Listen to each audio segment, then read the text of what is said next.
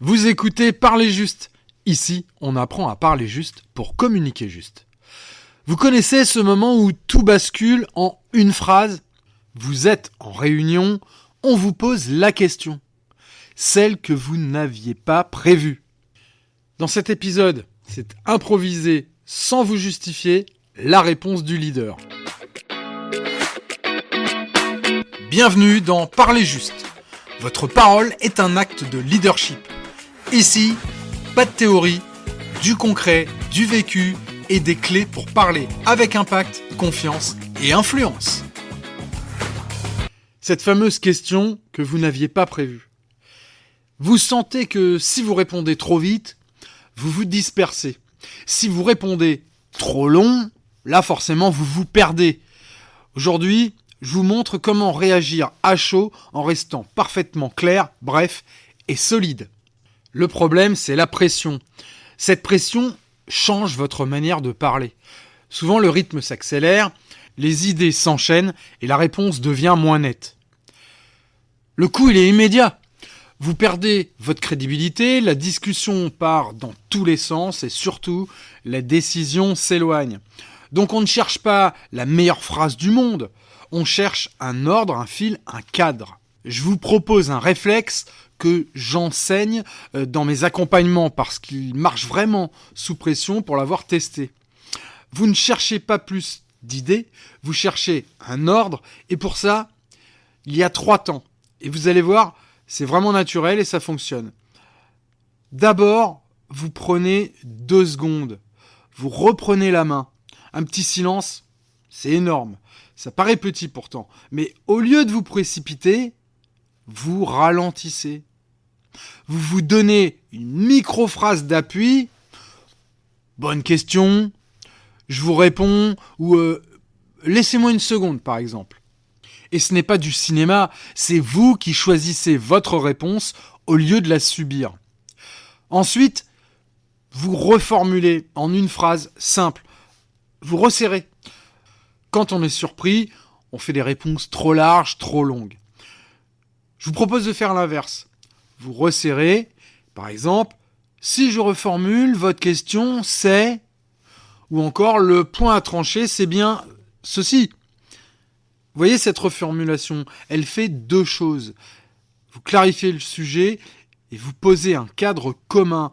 Et alors souvent, rien que ça, je vous promets, ça calme la tension. Et enfin, le 3e temps, c'est la réponse. Vous répondez pour faire avancer. Là, vous évitez le piège classique d'expliquer. Votre réponse, elle doit faire avancer. Donc, vous enchaînez toujours pareil avec ces phrases simples. Votre proposition, voilà ce que je propose, voilà ce que je recommande. Votre raison, la raison est, mais une seule, pas 3. Parce que, tac, l'impact, le risque, le délai, le client, l'équipe, bref. La suite. Donc la suite c'est, ou alors ma question c'est, est-ce qu'on valide ? Vous voyez ce que ça fait ? Vous ne répondez pas, en fait vous orientez, ça fait toute la différence. Alors je vous propose un mini récap là. Très simple.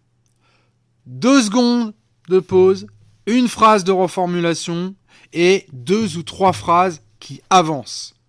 Ensuite, je vous donne 2 scènes, 2 exemples concrets auxquels j'ai réfléchi. Vous pouvez les prendre tels quels. Un exemple, en comité, une vraie réunion. On vous dit, pourquoi on ferait ça maintenant ? On a d'autres priorités ? Là, l'idée c'est de répondre. Bonne question. Si je reformule, vous me demandez si c'est le bon timing par rapport aux priorités du trimestre. Je vais vous donner ma réponse. Je propose qu'on avance maintenant, mais en version réduite. Parce que si on reporte, on allonge le cycle et on perd l'opportunité. Donc la suite, on choisit finalement entre 2 options. On reporte de 6 semaines ou on teste sur un périmètre limité. Et là, vous vous posez la question, qu'est-ce qu'on choisit ? Remarquez, là, vous n'avez pas gagné un débat. D'abord, c'est pas le but. Vous avez surtout créé un choix. Autre exemple, dans le cadre d'un management d'équipe, on vous dit Pourquoi vous changez encore le process? On peut pas continuer comme avant. Alors là, au lieu de répondre tout de suite brut, d'abord, je vous entends. Je vais reformuler. Vous me dites que ce changement vous coûte de l'énergie et que vous voulez être sûr que ça simplifie vraiment.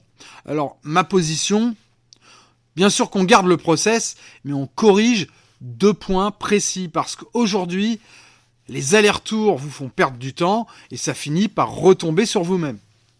Donc la suite, on valide ces 2 ajustements aujourd'hui et on fait un point dans une dizaine de jours pour vérifier si ça vous simplifie vraiment la vie. D'accord ? Là, vous gardez l'humain. Vous gardez surtout le cadre.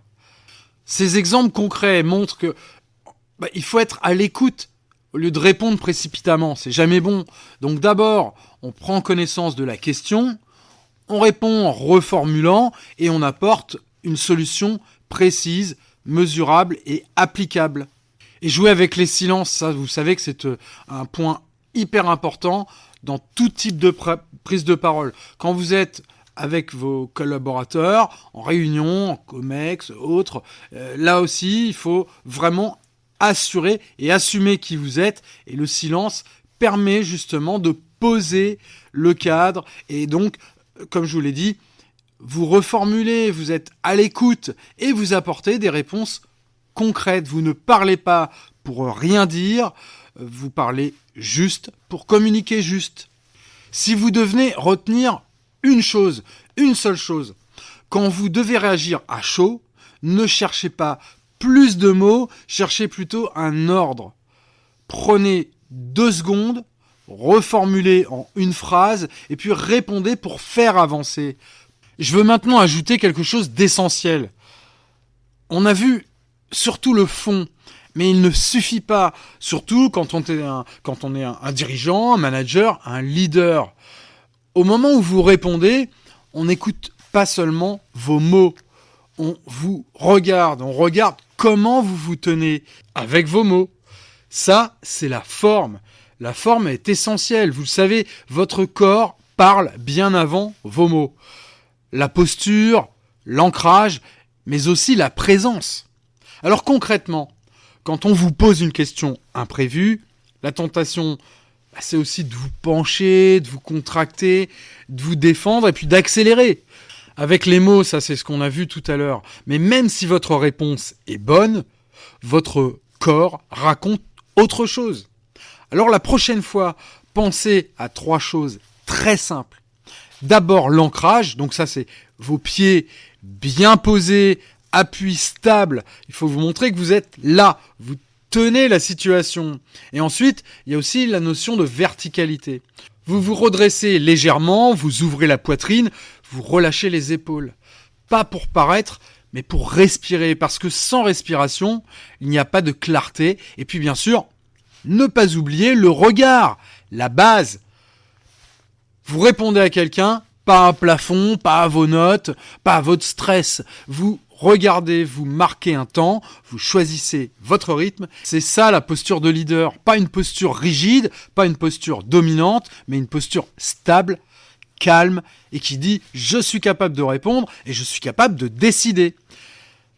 C'est exactement ce que votre audience attend de vous.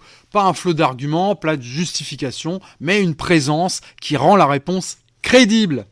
Oui, travailler le fond, c'est indispensable, mais n'oubliez jamais la forme, c'est elle qui porte votre message quand l'enjeu monte. Je vais vous laisser avec cette question. Dans les moments imprévus, qu'est-ce qui lâche chez vous en premier ? Est-ce que c'est la structure ou la posture ? Si cet épisode vous a plu, dites-le dans les commentaires et partagez-le. Et puis suivez-moi, contactez